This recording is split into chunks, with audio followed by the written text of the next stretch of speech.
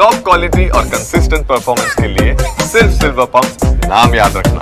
ಪಶ್ಚಿಮ ಘಟ್ಟ ಭಾಗದಲ್ಲಿ ಸುರಿತಾ ಇರುವಂತಹ ಮಳೆಯಿಂದಾಗಿ ಇದೀಗ ಘಟಪ್ರಭಾ ನದಿ ಕೂಡ ಅಪಾಯದ ಮಟ್ಟ ಮೀರಿ ಹರಿತಾ ಇರುವಂತದ್ದು. ಸದ್ಯ ಈಗ ಘಟಪ್ರಭಾ ನದಿಗೆ 30,000 ಕ್ಯೂಸೆಕ್ನಷ್ಟು ಒಳಹರಿವಿರುವಂತದ್ದು. ಇದೇ ಒಂದು ಕಾರಣಕ್ಕಾಗಿ ಘಟಪ್ರಭಾ ನದಿಗೆ ಅಡ್ಡಲಾಗಿ ಕಟ್ಟಿರುವಂತಹ ಹಿಡ್ಕಲ್ ಜಲಾಶಯ ಏನಿದೆ ಅದು ಕೂಡ ಈಗ ಭರ್ತಿ ಆಗುವ ಹಂತಕ್ಕೆ ಬಂದಿರುವಂತದ್ದು. ನಾನು ಕೂಡ ಈ ಒಂದು ಹಿಡ್ಕಲ್ ಜಲಾಶಯದ ಹಿನ್ನೀರಿನಲ್ಲೇ ಇದ್ದೇನೆ.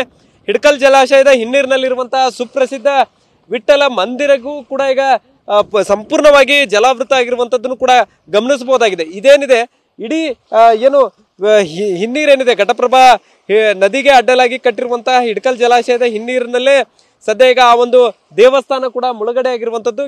ಕೇವಲ ದೇವಸ್ಥಾನದ ಕಳಶ ಮಾತ್ರ ಈಗ ಗೋಚರ ಆಗ್ತಾ ಇರುವಂತದ್ದು. ಅಂದ್ರೆ ಕಳೆದ 10 ದಿನಗಳಿಂದ ನಿರಂತರವಾಗಿ ಸುರಿತಾ ಇರುವಂತಹ ಮಳೆಯಿಂದಾಗಿ ಸುಮಾರು 30 ಅಡಿಗಳಷ್ಟು ನೀರು ಏರಿಕೆ ಆಗಿರುವಂತದ್ದು. ಇದು ಏನು ದಾಖಲೆ ಅಂತ ಹೇಳ್ಬೋದು. ಯಾಕಂದ್ರೆ ಜೂನ್ ತಿಂಗಳಲ್ಲಿ ಇಷ್ಟೊಂದು ದೊಡ್ಡ ಪ್ರಮಾಣದಲ್ಲಿ ಮಳೆಯಾಗಿ ಅಷ್ಟೇ ಪ್ರಮಾಣದಲ್ಲಿ ನೀರು ಹರಿದು ಬಂದು ಇವತ್ತು ವಿಠ್ಠಲ ಮಂದಿರ ಕಂಪ್ಲೀಟ್ ಆಗಿ ಮುಳುಗಡೆ ಆಗಿರುವಂತದ್ದು.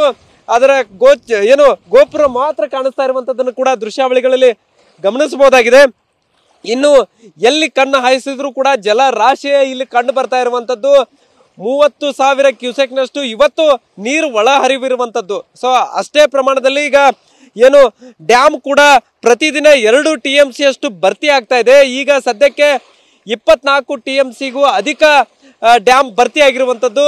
ಸುಮಾರು 51 TMC ಅಷ್ಟು ಈ ಒಂದು ಹಿಡ್ಕಲ್ ಜಲಾಶಯ ಏನಿದೆ ಇದು ಏನು ಸಾಮರ್ಥ್ಯ ಹೊಂದಿರುವಂತದ್ದು. ಸದ್ಯ ಈಗ ಈ ಒಂದು ಪಶ್ಚಿಮ ಘಟ್ಟ ಭಾಗದಲ್ಲಿ ಧಾರಾಕಾರವಾಗಿ ಮಳೆ ಆಗ್ತಾ ಇರುವಂತಹ ಕಾರಣಕ್ಕಾಗಿ ಹೆಚ್ಚಿನ ಪ್ರಮಾಣದಲ್ಲಿ ನೀರು ಹರಿದು ಬರ್ತಾ ಇರುವಂತದ್ದು. ಸದ್ಯ ನಮ್ಮ ಜೊತೆಗೆ ಇಲ್ಲೊಬ್ರು ಸ್ಥಳೀಯರಿದ್ದಾರೆ, ಅವ್ರನ್ನ ಮಾತಾಡಿಸ್ತೇನೆ. ಯಾವ ರೀತಿಯಾದಂತಹ ಪರಿಸ್ಥಿತಿ ಇದೆ ಮತ್ತು ಇಲ್ಲಿರುವಂತಹ ಸ್ಥಿತಿಗತಿ ಏನು ಅನ್ನುವಂಥದ್ದನ್ನು ಕೂಡ ಕೇಳಿ ತಿಳ್ಕೊಳ್ತೇನೆ. ಈಗ ಎಷ್ಟು ಸಿಕ್ಕಾಪಟ್ಟಿ ಮಳೆ ಆಗ್ತಾ ಇದೆ, ವಿಠ್ಠಲ್ ದೇವಸ್ಥಾನ ಕೂಡ ಮುಳುಗಡೆ ಆಗಿರುವಂಥದ್ದು.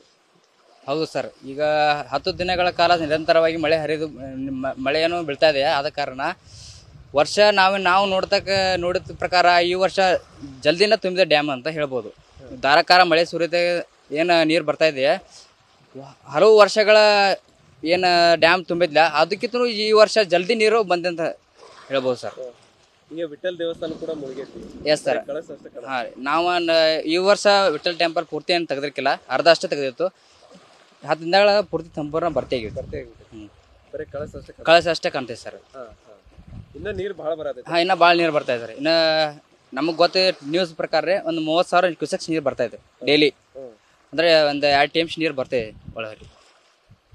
ಸೊ ಇದು ಸದ್ಯ ಈಗ ಈ ಒಂದು ಭಾಗದಲ್ಲಿ ಧಾರಾಕಾರವಾಗಿ ಮಳೆ ಆಗ್ತಾ ಇರುವಂತದ್ದು ಒಂದ್ ಕಡೆ ಆದ್ರೆ, ಈಗೇನು ಬೆಳಗಾವಿ ಜಿಲ್ಲೆ ಹುಕ್ಕೇರಿ ತಾಲೂಕಿನ ಹುನ್ನೂರು ಅನ್ನುವಂತ ಏನು ಗ್ರಾಮ ಇದೆ, ಆ ಗ್ರಾಮದ ಹೊರವಲಯದಲ್ಲೇ ಈ ಒಂದು ಹಿನ್ನೀರಿನಲ್ಲಿ ವಿಠ್ಠಲ ಮಂದಿರ ಇರುವಂತದ್ದು. ಅದು ಕೂಡ ಈಗ ಕಂಪ್ಲೀಟ್ ಆಗಿ ಜಲಾವೃತ ಆಗಿರುವಂತದ್ದು. ಇವತ್ತು ಅಥವಾ ನಾಳೆವರೆಗೆ ಏನು ಕಳಶ ಕಾಣ್ತಾ ಇದೆ ಅದು ಕೂಡ ಕಂಪ್ಲೀಟ್ ಆಗಿ ಮುಳುಗುವಂತದ್ದು.